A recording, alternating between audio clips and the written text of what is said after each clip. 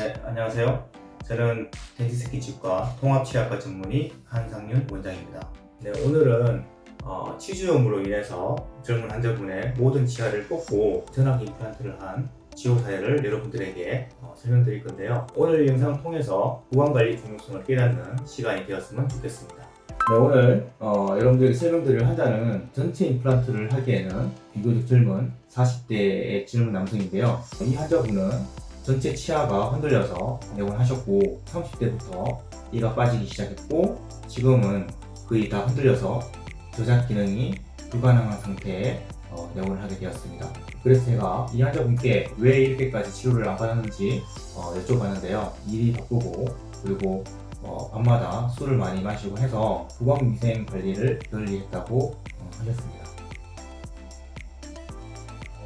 저희가 이제 말하는 치주염은 치아를 둘러싸고 있는 잇몸뼈가 녹는 것을 치주염이라고 하는데요. 보통 우리가 치주염이 걸리는 이유가 치아 주변에 끼어있는 치태, 치석, 그 속에 있는 세균 때문에 치주염이 보통 발생합니다. 근데 보통 술을 마시게 되면 그 술 자체의 알코올 성분이 치주염을 일으키는 것보다는 보통 게으른 행동 습관에 의해서 치석, 치태가 많이 끼게 되고 그 치석, 치태 속에 있는 치주염 세균이 치조골을 녹여서 치주염이 걸린다고 보시면 좋을 것 같습니다.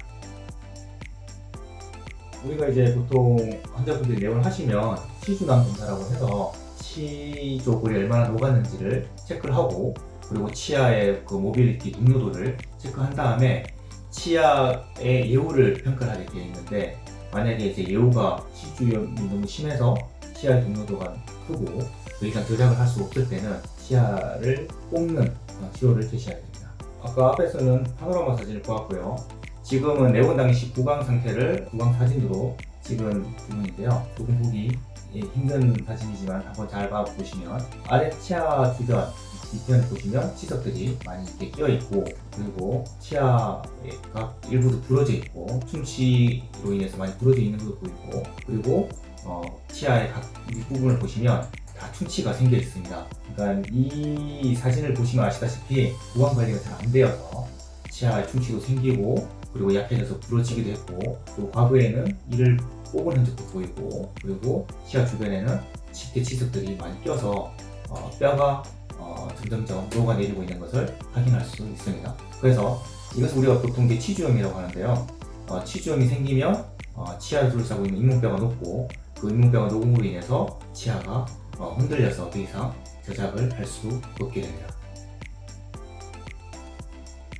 그게 이제 어느 정도 진행되냐에 따라서 다른데 보통 저희가 이제 스케일링을 하거나 잇몸 치료를 할 때 주의사항 중에 한 개가 이가 흔들릴 수 있다 아니면 뭐 이가 시릴 수 있다라고 하는데 이가 흔들리는 정도가 적을 경우에는 잇몸 치료를 하고 관리를 잘 하시면 되는데 잇몸 치료를 해도 이가 많이 흔들려서 더 이상 저작 기능을 할 수 없다면 저희는 발치하는 것을 추천드립니다. 네, 이 환자분 같은 경우는 치주염으로 인한 흔들리는 모든 치아를 발치를 먼저 진행하고요. 발치를 한 자리에 1차적으로 치조골 시술을 진행을 할 것입니다. 그리고 한 3개월 정도 지난 후에 상악근 부분에 뼈 이식을 진행을 하면서 임플란트 침입을 진행할 거고요. 상악 같은 경우는 임플란트를 한 10개 정도, 하악 같은 경우는 임플란트를 한 8개 정도를 침입을 할 계획입니다. 그리고 상악근 구상수 같은 경우는 두 가지 제품법이 있는데 이번 케이스 같은 경우는 크리스탈 제품법을 이용하여 상악근 구상수를 시행할 예정입니다. 혹시 상악근 구상술에 대한 접근법에 대해서 궁금하시면 이전 영상을 참고하시기 바랍니다. 네, 이 사진은 흔들린 치아를 모두 발치한 후에 1차적인 치조골 이식술을 시행한 사진입니다. 일단 치조골 이식술을 통해서 치조골을 고르게 한 후에 임플란트 침입을 진행하기로 하였습니다. 보통은 치조골 이식술과 임플란트 침입을 동시에 진행하는데요. 이 환자분 같은 경우는 치조염이 너무 심해가지고 일단 치조골을 좀 고르게 한 다음에 임플란트 침입을 하기로 하였기 때문에 1차, 2차 이렇게 나눠서 치조골 이식술을 진행하였습니다. 꼭 치조골이 골라야 뭐 임플란트 침입을 할 수 있는 건 아닌데 치조골이 고르게 되면 임플란트를 정확한 위치 그리고 정확한 깊이로 심을 수 있는 장점이 있기 때문에 치조골을 고르게 한 후에 임플란트 침입을 하면 좋은 장점이 있습니다.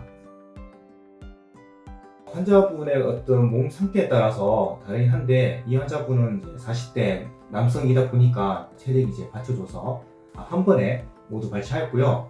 때로는 환자분의 몸 상태에 따라서 2번이나 3번에 나눠서 발치를 진행을 하기도 합니다.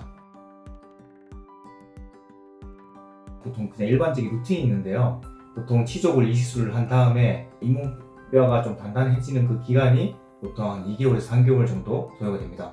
그래서 저희 병원에서는 1차적인 치조골 이식술을 진행한 다음에 보통 한 2개월에서 3개월 후에 임플란트 식립을 진행을 합니다.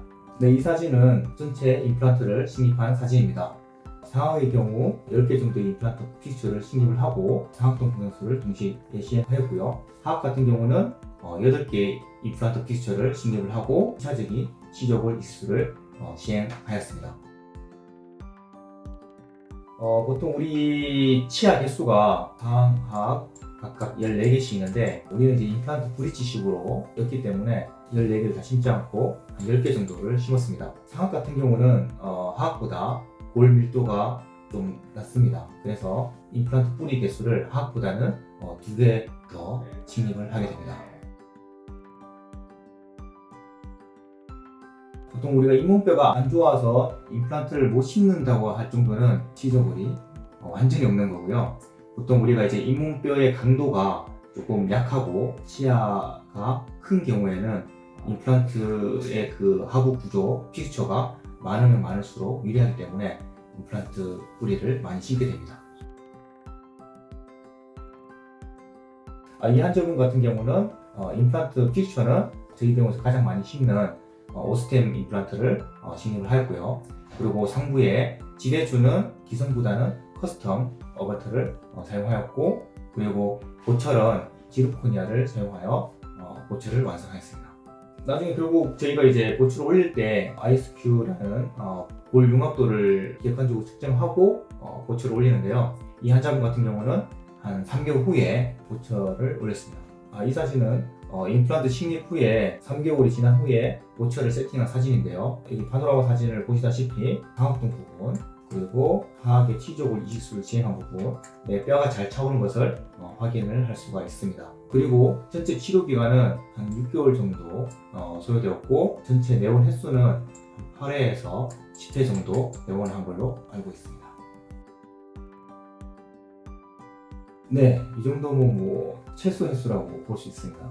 보통 이제 저희 병원에 오시는 환자분들이 다른 병원에 비해서 좀 빠르게 임플란트 치료가 끝난다고 그러고, 그리고 내원 횟수도 그렇게 많지 않다고 말씀을 많이 하십니다. 네, 오늘은 앞에서 치주염과 충치로 인해서 젊은 환자분의 모든 치아를 발치하고 전체 임플란트를 시행한 사례를 여러분들에게 설명드렸습니다. 치주염을 예방하기 위해서 첫 번째, 정기적인 스케일링, 두 번째, 충치가 생겼다면 바로바로 치료받기, 세 번째, 직후에는 꼭 양치질하기, 네 번째, 양치할 때 시간 칫솔과 치실 사용하기. 잊지 마시고 구강 관리 철저히 하시기 바랍니다.